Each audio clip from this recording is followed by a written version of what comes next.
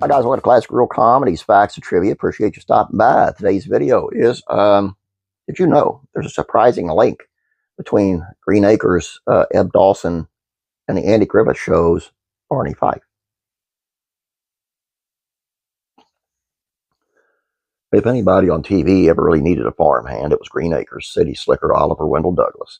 Luckily, he found Eb Dawson, the quippy farmhand, eventually hired to help out, despite Oliver's initial proud rejection, bolstered by his wife Lisa's praise that her husband grew the biggest squash on Park Avenue.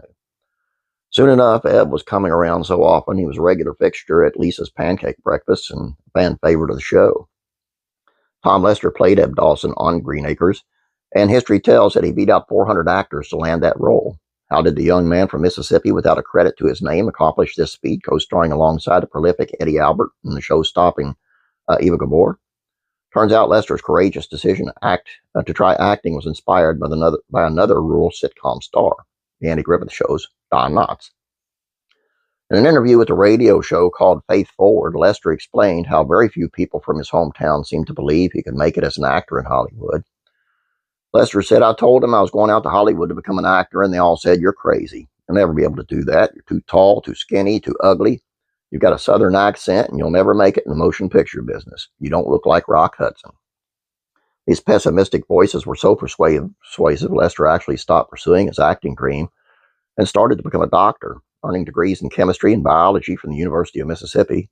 But acting was what he was truly pulled to do, and one day he picked up a magazine that would affirm for him that he could maybe make it in Hollywood after all. Lester said, "I might not make it, but at least I'm going to try. And I would have rather gone out there and tried and failed than to never have gone out there at all." And I read in an article once where they asked Don Knotts, who was Barney Fife on the Andy Griffith Show, "How in the world did you ever get into the movies?" Because he didn't look anything at all like Rock Hudson either. And he said, "I figured everybody in Hollywood was good looking, and I had a good physique.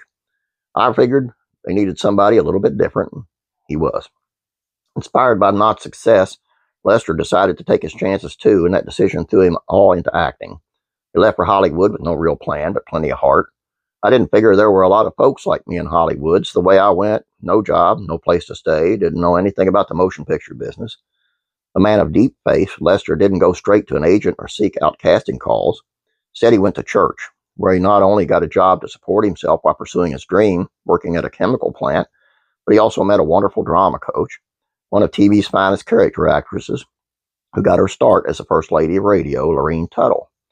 Tuttle appeared on a wide variety of shows, including Perry Mason, The Andy Griffith Show, Leave It to Beaver, The Mary Tyler Moore Show, Murder, She Wrote, The Munsters, and just about every TV Western you can think of. But it wasn't Tuttle who directly launched Lester's acting career. She was just a helping hand along the way.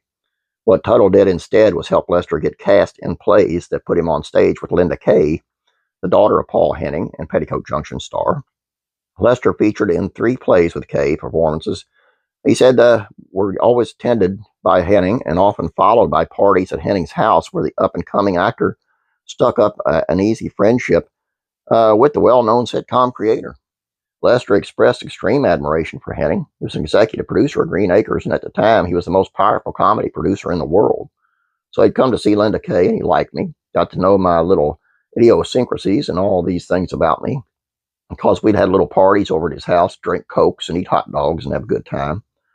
It took one more play to scoop Lester into Henning's Hooterville. This time, Lester shared the stage with one of Henning's nieces in a rendition of Beauty and the Beast. He said he played a wizard. Afterwards, Henning approached the actor with a specific piece of praise that likely made everybody in Lester's hometown ears burn. Henning said, "Tom, I like your accent," Lester said. "Now, see all my friends in Mississippi?" I said, You'll never make it because you got a southern accent. Here was the most powerful comedy producer and writer in the world saying, "I like your accent." And he said, "Maybe someday I could put you on the Beverly Hillbillies. How would you like that?" And I said, "Oh, Mr. Henning, that would be wonderful." After a couple of weeks without work or word, though, Lester started having doubts and sensibly made a plan to go back home by December if he didn't make it in the industry. Set his deadline far enough back to receive his fateful phone call before he left.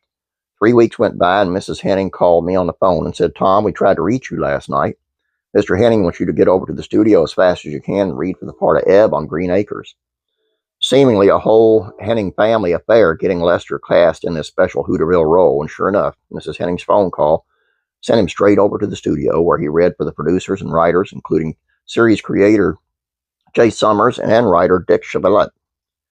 After his audition, he knew he was getting somewhere when he said, how would you like to do a screen test on Monday with Eddie Albert? His humble reply, well, that'd be great. It's important to note here that when it comes to Eb Dawson on Green Acres, the character was not intended to be as big a part as the show.